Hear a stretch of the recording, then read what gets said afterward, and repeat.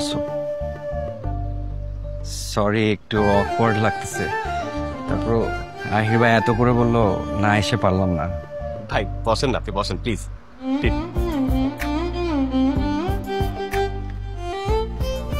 নাই, তুমি আসো তো আমার সাথে। ভাই আপনি একটু বসেন। হ্যাঁ, তোমার কি মাথা ঠিক আছে? কাকে নিয়ে আসছো? আজাদ অ্যাজ আ ফ্রেন্ড তো আমাদের সাথে জয়েন করতেই পারে। ওকে এক্ষুনি বাসার থেকে বের করো। একটা মানুষকে দাওয়াত দিয়ে নিয়ে আসছি, আমি এক্ষুনি কিভাবে বের করে কোনো দিই? মানুষ না, ওটা অমানুষ। আর এই অমানুষটার জন্য আমি সারাটা সকাল থেকে কষ্ট করে রান্না করছি, এটা ভাবতে আমার মেজাজটা খারাপ লাগতেছে। দেখো রান্না যেহেতু করেই ফেলছো, তা একবারে খাওয়া দাওয়ায় বিদায় করে দেই। ও এক গ্লাস পানিও আমার বাসায় খেতে পারবে না, বুঝছিস? তুমি পারবে না। ও একটা গ্লাস পানিও আমার বাসায় খেতে পারবে না। আমার দোস্তটা আমার, তুমি আমাকে আমাকে তুমি ঠিক করে যাও।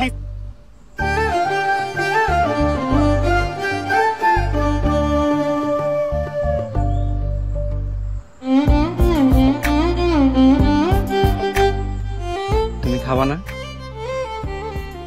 তোর মাথা খাবো। মাথা? ভাই মাছের মাথা, ভাই আপনাকে মাছের মাথা নিতে বলতে নেন। আরে আপনার জন্যই আনা হয়েছে ভাই, আরে কি বলেন, আপনি এটা নেন ভাই। খান। হ্যাঁ, তুমি তো অনেক ভালো রান্না করো।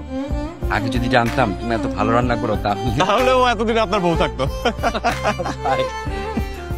আপনি অনেক দিল খোলা মানুষ। এনায়া অনেক লাকি।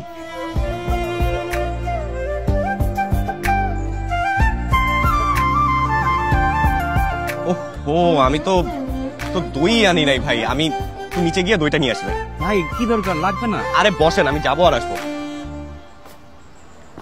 ভাই অনেক ভালো মানুষ, বুঝছো না?